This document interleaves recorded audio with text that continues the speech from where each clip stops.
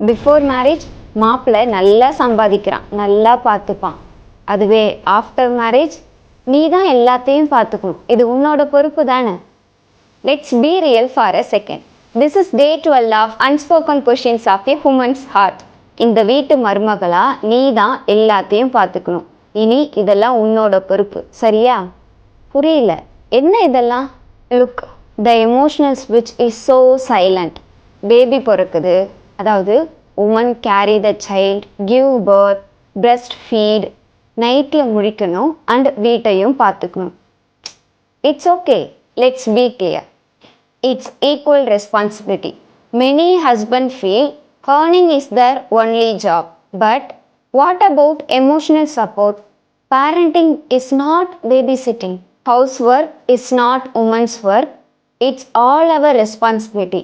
And parenting inradhu womanku mattum illa, menskum irukku. Just understand this. Bye bye.